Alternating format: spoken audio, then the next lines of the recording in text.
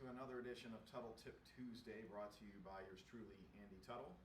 I'm a major accountant rep here at Offix, and I'm going to go over how to send and retrieve files that you store in an ImageRunner Advance Gen 3 Series 2 device. Specifically, we featured this before, this is the 5550i second edition. So let me show you what I'm talking about.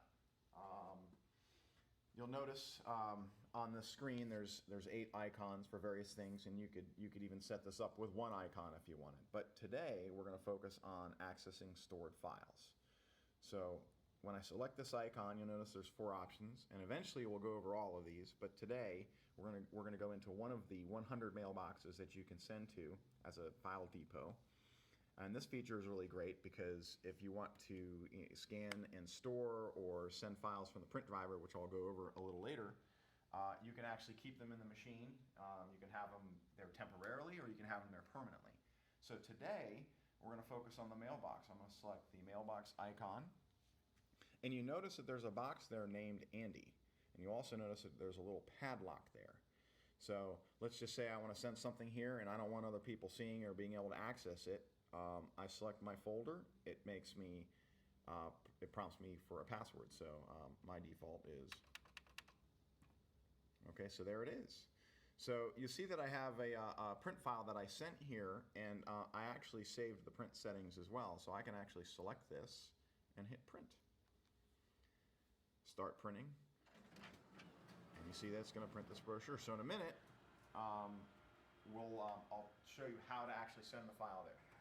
So as you can see, I printed our famous OSE Plotway 345/365 brochure simply because I sent the print file to the machine, had it store print settings, and was able to walk up to the machine without having to open the file up, without having to set up those print settings. It's all sitting right there. That's particularly good for static items that don't ever change. So you can actually use this if you don't want people accessing the workstation, but you're giving them access to the machine. This is an ideal way for them to be able to print static items, like in this particular case, is a perfect example, brochures. Let's just say I'm a sales guy, I need a brochure real quick, I can just walk up to the machine and print the available brochure. So how do you set that up? I'll show you how to do this in the print driver. In this particular case, we have the brochure open, and it is a 12-page brochure. We go File, Print. And we ignore this for now. What we're going to do is we're going to go to Properties. And then you'll notice right here, this is the output method. There's various methods in there. We can just print, we can do a print hold, we can do a secure print setup, and then the one of interest today is the one that's marked Store, or labeled Store. So when I hit OK and print, a couple things will happen.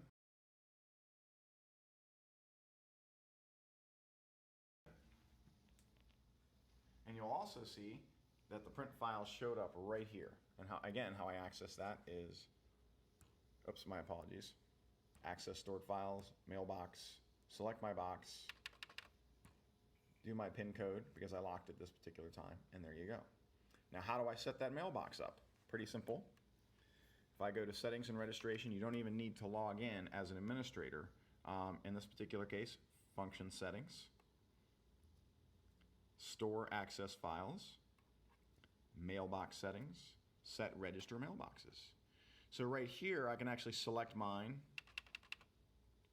and then I can edit some of the settings that are in there. There's an auto delete, so this file will be deleted in 3 days as of yesterday when I set this up. You can actually back that down so it never deletes, or it's gone in an hour.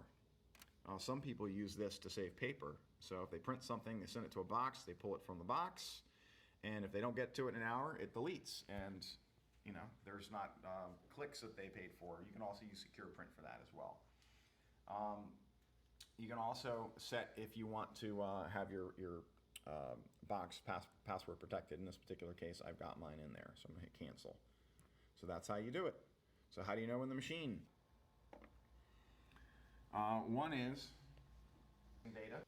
You can actually retrieve those box settings if you go right click, printer properties, and you go to device settings, get device status basically, right there. And when you do this, it sends over all the information from the user box. So if I open up another document, for instance,